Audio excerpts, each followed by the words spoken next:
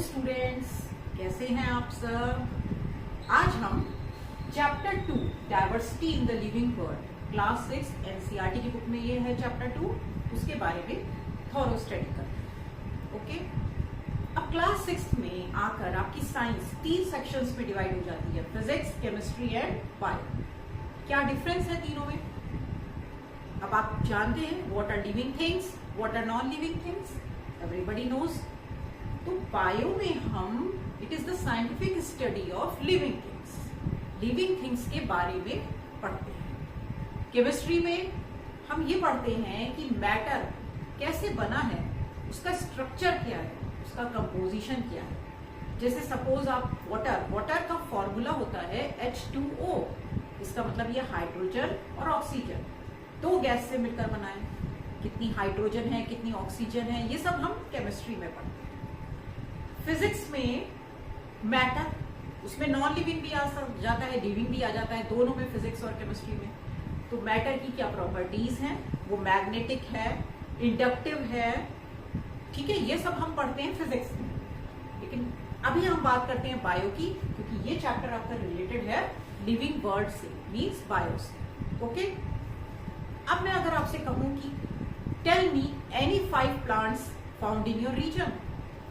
सारे प्लांट्स है, कोई बच्चा कहेगा एप्पल ट्री, कोई कहेगा नीम ट्री, कोई कहेगा mango tree, rose plant, hibiscus, marigold, so many plants are there.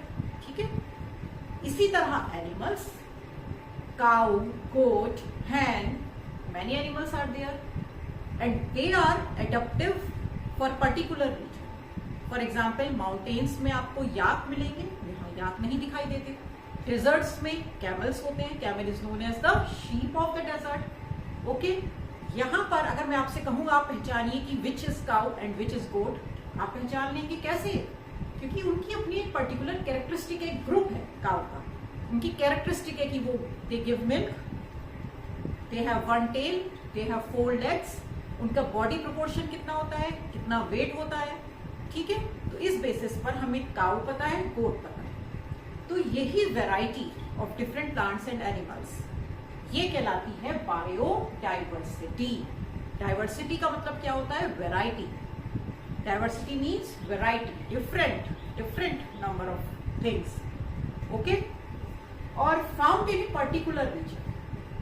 ठीक है, अगर हम एक बायोडाइवर्सिटी मतलब एक पर्टिकुलर रीजन की बात करते हैं, तो उस रीजन में जो प्लांट्स और एनिमल्स, डिफरेंट प्लांट्स और एनिमल्स मिलते हैं, that is known as biodiversity of that region. अब सपोज मैं कहती हूँ क्लास 6 स्टूडेंट्स, इतने सारे बच्चे हैं, इतने सारे बच्चों के लिए हमने क्या कर दिया? ग्रुप डिवाइड कर दिया, 6th A, 6th B, 6th C and so on. अब हमें अगर कहना है कि give this activity to class 6th A, 6th E come to the audi, 6th B come to the playground. ठीक है, तो 6th B का मतलब एक पर्टिकुलर ग्रुप ऑफ स्टूडेंट्स जो 6th B में आते हैं। अब आपकी आइडेंटिटी क्या है? 6th B, 6th A। Okay, इसी तरह प्लांट्स को भी हम ग्रुप करते हैं कि हमें पहचान में आ जाए कि ये प्लांट्स किस में आता है और ये प्लांट किस में आता है। प्लांट्स में क्या होता है? रूट होती है, स्टेम, लीव्स, सीड्स, फ्लावर्स। तो इन्हीं बेसिस पर हम प्लांट्स को क्लासिफाई करेंगे। पहला है on the basis of stems. Stem कैसा होता है? तो प्लांट्स 3 कैटेगरी में डिवाइडेड है, ट्रीज, हर्ब्स, श्रब्स। 2 कैटेगरी और हैं, क्रीपर्स एंड क्लाइंबर्स, वो बाद में पढ़ेंगे। मेन है आपकी ट्रीज, हर्ब्स और श्रब्स, या पहली क्लासेस में भी पढ़ चुके हैं। Just for your recall, trees क्या होते हैं? Which are very tall and have thick brown and woody stem. तो इनके डिफरेंस याद होना चाहिए, यही आएगा। Herbs not as tall as trees, have brown woody stem. Brown और वुडी तो होता है लेकिन थिक नहीं होता। श्रब्स में क्या होता है? दे आर स्मॉल प्लांट्स और उनका स्टेम जो होता है वो ब्राउन और वुडी नहीं होता है, ग्रीन, टेंडर, बहुत सॉफ्ट होता है। ठीक है, soft and green stems. For example जैसे आपका टोमेटो प्लांट है, उसका आप देखिएगा स्टेम ग्रीन होता है, बहुत सॉफ्ट प्लांट है। या आपका कोरिएंडर है। ओके, तो हर्ब्स और ट्रीज, इनका दूसरा डिफरेंस क्या है कि ट्रीज में ग्राउंड से ऊपर कुछ लेवल के ऊपर ब्रांचिंग स्टार्ट होती है। ठीक है, तो सब starts branching higher up on the stem away from the ground. और हर्ब्स में क्या है, starts branching close to the ground. For example rose plant, उसमें नीचे से ही ग्राउंड के पास से ही ब्रांचिंग होना स्टार्ट हो जाती है। Same is the case with shrubs. और एग्जाम्पल, तो आपको डिफरेंस अगर लिखने के लिए आए आप लिख सकते हैं। ठीक है, कि आपसे ऐसे नहीं पूछा जाएगा कि ट्रीज और हर्ब्स में डिफरेंस लिखिए। अब थोड़ा क्वेश्चन का पैटर्न चेंज है, मतलब आपके माइंड में ये चीज होनी चाहिए। आपसे ये पूछा जाएगा कि एप्पल ट्री और रोज प्लांट में डिफरेंस लिखिए कि इसमें क्या डिफरेंस है। तो एप्पल ट्री और रोज प्लांट का मतलब है ट्री और हर्ब्स में आपको डिफरेंस लिखना है कि उन दोनों में क्या क्या डिफरेंस है। तो आप ऐसे ही लिखेंगे कि apple tree starts branching higher up on the stem away from the ground. Its stem is thick, brown and woody and it is a tall plant. तो यही सब डिफरेंस आप इसमें लिखिए। ठीक है, देखिए मैं ये नहीं कहती कि यू डू क्रैमिंग, आप उसी लैंग्वेज को समझ के फिर लर्न कीजिए, लेकिन लैंग्वेज तो आपको करनी पड़ेगी। केवल एक्टिविटी के बेस पर आप नहीं कर सकते। सपोज आप एग्जाम में आएगा कि आप डिफरेंस लिखिए ट्री और प्लांट में, तो आप एक जगह एप्पल ट्री की फोटो लगा दें और एक रोज प्लांट की लगा दें हर्ब में, तो क्या आपको मार्क्स मिल जाएंगे? नहीं, लिखना तो पड़ेगा ना। तो उसके लिए समझिए, और समझने के लिए आप एक दो बार चीज को पढ़िए, तब आपको इजीली वो चीज समझ में आ जाएगी। ठीक है, तो इन तीनों का डिफरेंस आपको समझ में आ गया। अब हम चलते हैं क्लाइंबर्स एंड क्रीपर्स। क्लाइंबर्स क्या होते हैं? They need support to stand. और क्रीपर्स क्या होते हैं? They can not stand, so they grow along with the ground। जैसे क्लाइंबर में क्या आता है? Money plant. आपने on the basis of stems classification पढ़ा। अब आती है वेन्स की अरेंजमेंट। वेन्स क्या होता है? ये सपोज एक लीफ है, ये लीफ स्टेम से जिस चीज से कनेक्टेड रहती है ये क्या कहलाती है? पीटियोल। ठीक है, यहाँ पर स्टेम है आपका, यहाँ से लीफ इस तरह कनेक्ट रहेगी, तो ये आपका क्या है? पीटियोल। ये लीफ की क्या कहलाती है? Margin.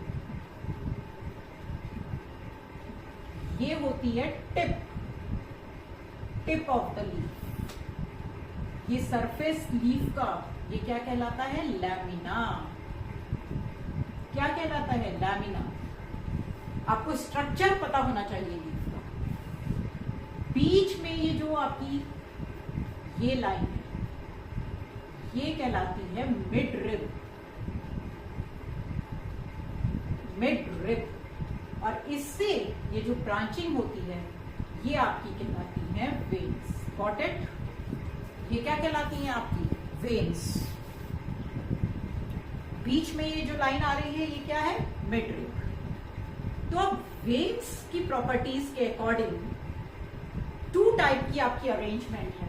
Arrangement according to the veins. देखिए, कुछ जैसे रोज प्लांट है उसमें आपने लीफ का पैटर्न ऐसे साइडवेज ब्रांचिंग इस तरह से होती है।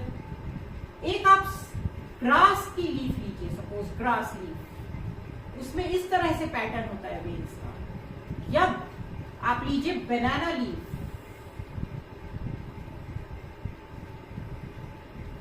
उसमें किस तरह से वेरिएशन रहती है? इस तरह से एक पर्टिकुलर पैटर्न फॉलो करती है, जिसमें इस तरह से वेरिएशन होती है, जिगजैग कहीं भी हो सकती है। तो ये कहलाती है आपकी रेटिकुलेट वेरिएशन।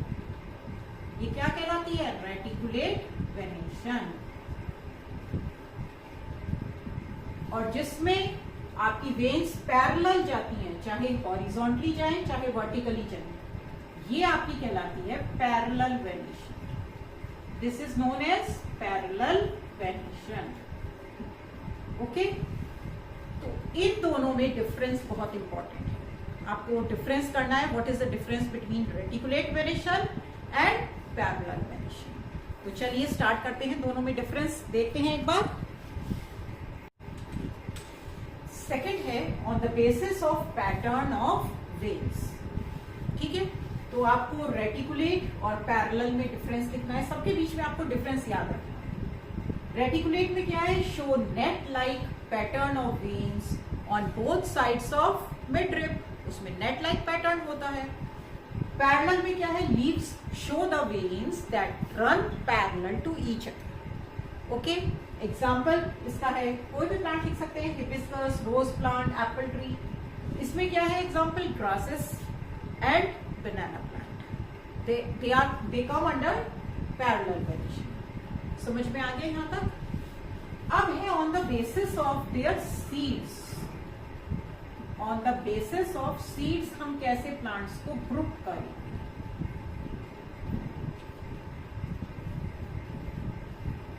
आपने एक राजमा लीजिए, कर रखी है आपने ये एक्टिविटी, उसको आप सोक कर दीजिए ओवरनाइट, ठीक है। और एक आप लीजिए गेहूं, वीट, गेहूं का दाना लीजिए, उसको आप सोक कर दीजिए ओवरनाइट।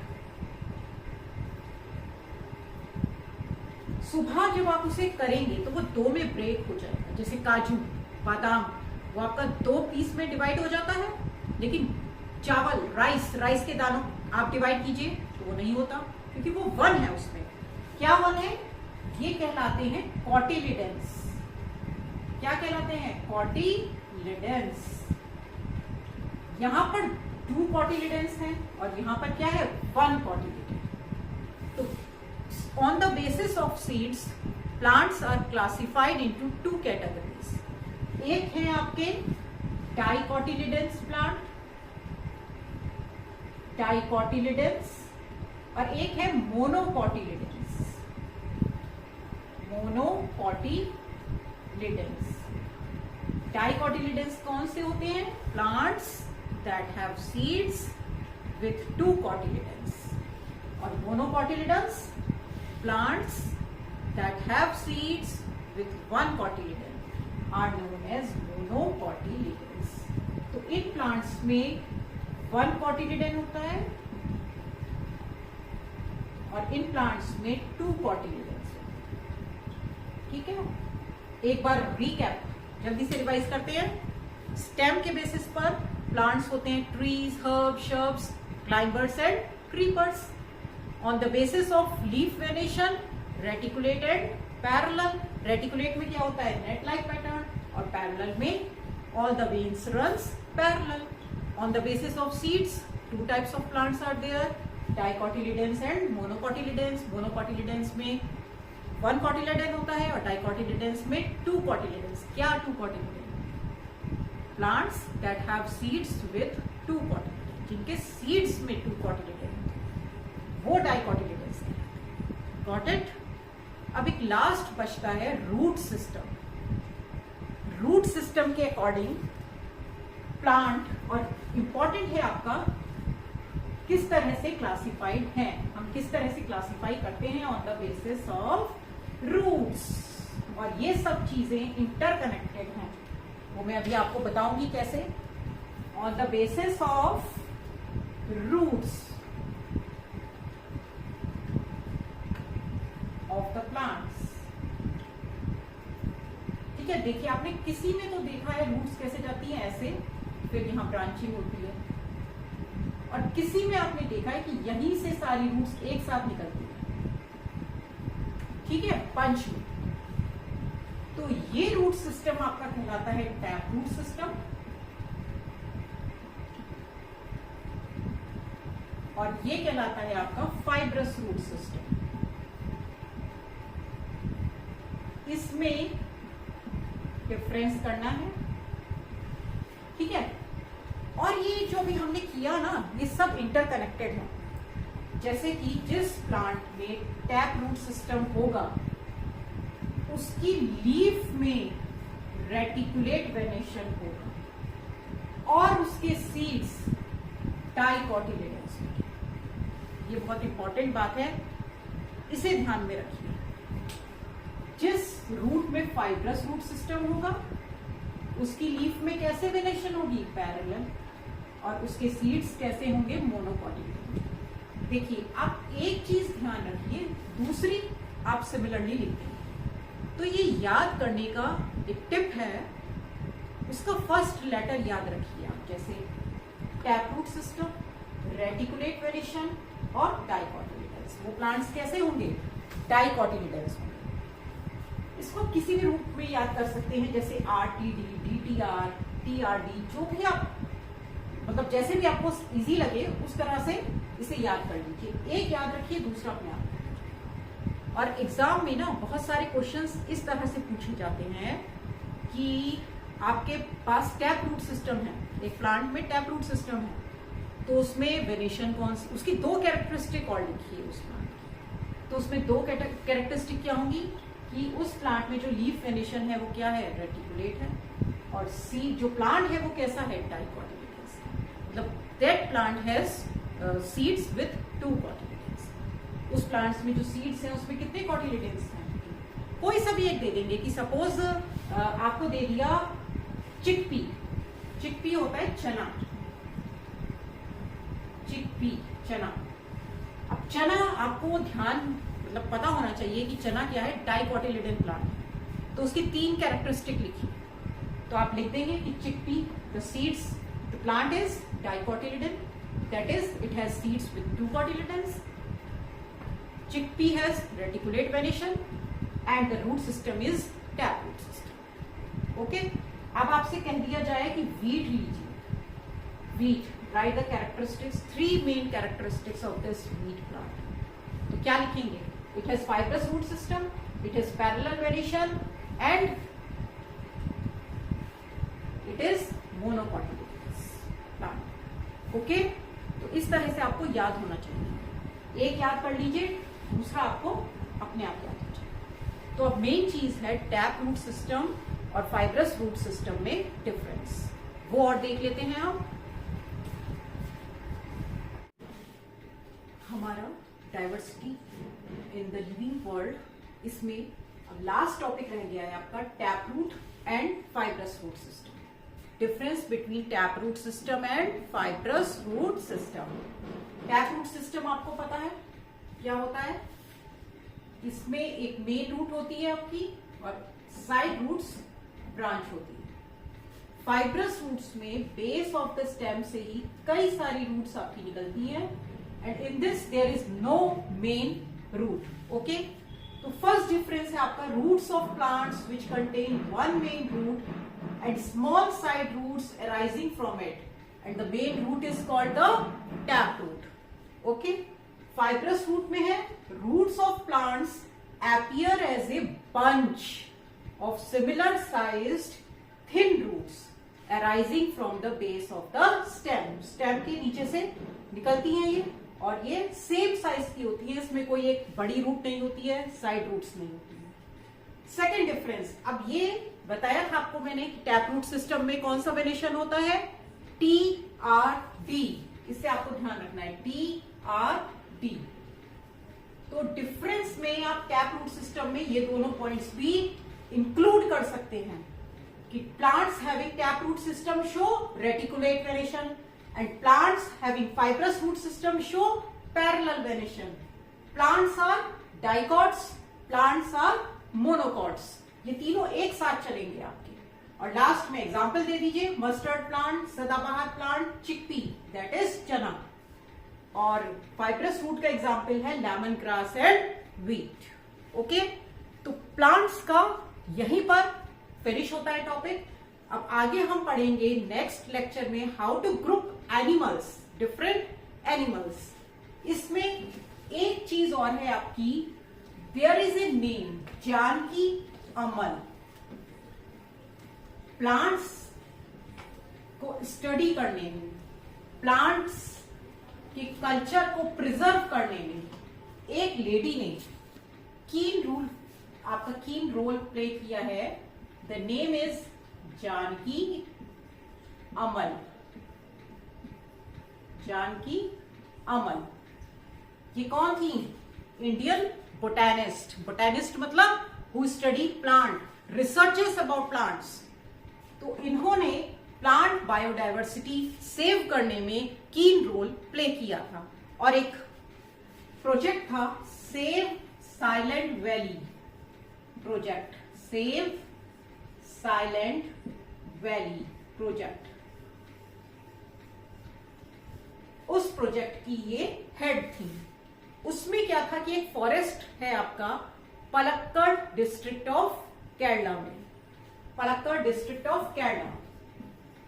यहां पर एक रिवर के ऊपर हाइड्रो इलेक्ट्रिक डैम बनाया जा रहा था। तो वहां के आसपास में जितना फॉरेस्ट एरिया है उसको हटाया जाता। तो इसके लिए इन्होंने इसके अगेंस्ट बोला था, कई सारे लेक्चर लिए थे, आर्टिकल्स निकाले थे न्यूज़पेपर में, ठीक है, टू अराउज द पीपल। तो पलक्कड़ डिस्ट्रिक्ट थी एक केरला में